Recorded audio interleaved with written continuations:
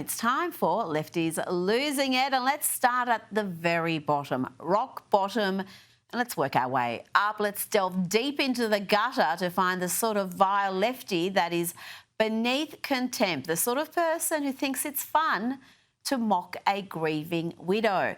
Just imagine how soulless and desperate for attention one must be to do this. That young man, I forgive him.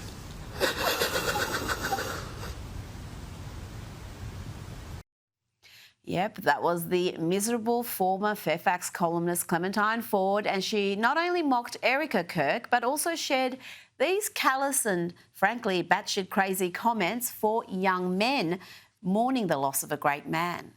Like, his most ferocious male fans are so fucking gay for him. They're all crying out of their penises in my messages. You're so mean. You're a fucking fat. You have no morals. Charlie's dead. That's the modern left for you. They are as toxic and thick in Australia as they are in the US and the UK.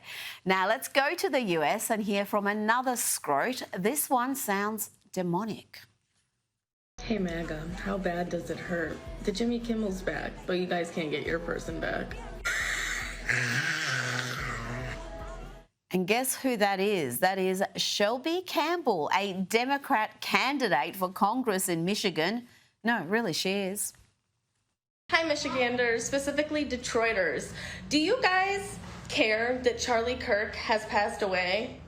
Yeah, I didn't think so, because my district is primarily black people, and Charlie Kirk said awful things about black people.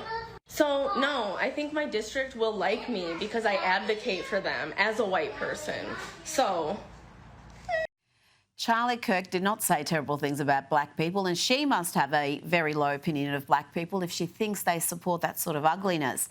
Now, let's check in on the body positivity movement. One of their biggest, excuse the pun, activists is Tess Holliday, who is taking a stand. She is blocking family and friends, anyone who does not subscribe to her worldview. I literally blocked my brother yesterday. I'm not speaking to my mom, my stepmom, my dad. I'm collecting them like Pokemon. I'm like, who can I block next? And it stinks, but I just think that you have to stand for something. And I think as you get older or mature, and I feel like you guys are already far more mature than I was at your age, you have to stand for what matters to you, and when you see things happening, you have to say something, in my opinion. And I understand that there's like safety concerns, and I have a lot of privilege as a cis white woman saying those things. Look, I'm just happy the Ozempic dodger is taking a stand, because standing will involve some movement, and anything that gets her moving I think can only be a positive. Now to tennis legend Serena Williams, who decided that she was bored with her vast wealth, her charmed life. She was going to find some way to play the victim. Even in the luxurious surrounds of a New York City hotel, she somehow found a way. Bravo, Serena, bravo. All right, everyone, how do we feel about cotton as decoration? Personally, for me, it doesn't feel great. So actually, it feels like nail polishing for cotton, natural.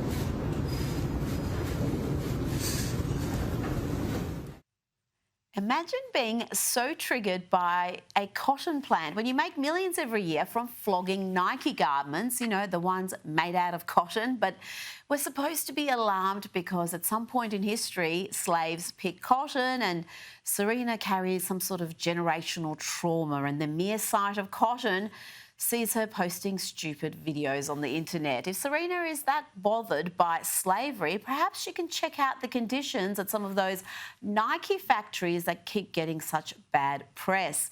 Now to run off this all-female edition of Lefties Losing It, and yes, that includes Gavin Newsom, who's coming up. He's an honorary Banshee tonight.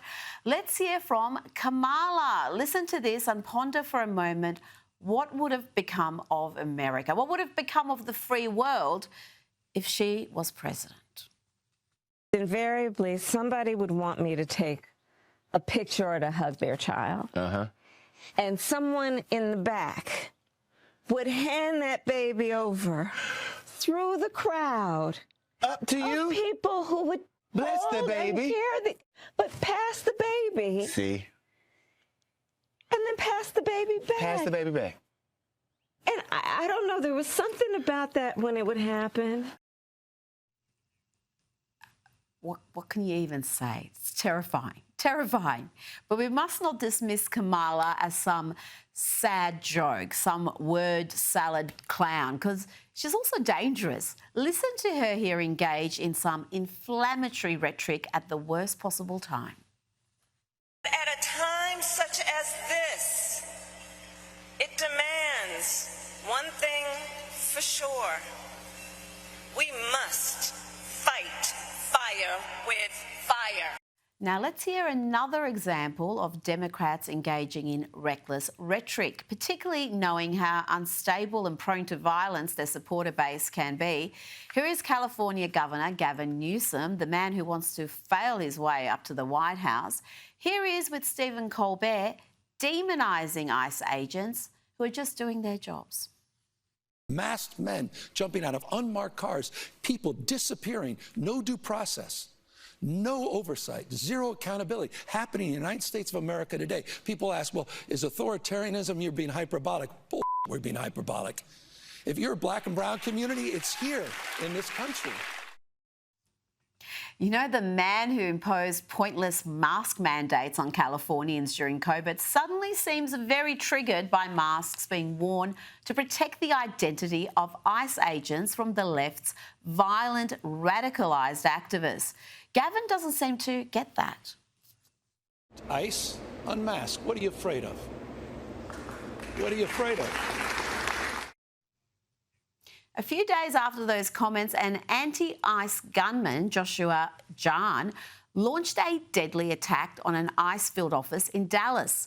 The FBI revealed this lunatic had expressed a desire to instill terror in ICE agents, but in his botched attack, he managed to only kill and injure detained migrants. Let's bring in documentary filmmaker and commentator Ami Horowitz. Ami, Democrats love to lecture everyone about turning down the temperature, but they continue to paint their political opponents as fascists. And got another example here, Gavin Newsom's official press office posting this, saying Stephen Miller is a fascist in all capitals. I mean, this is tantamount to incitement, isn't it, Ami? Of course.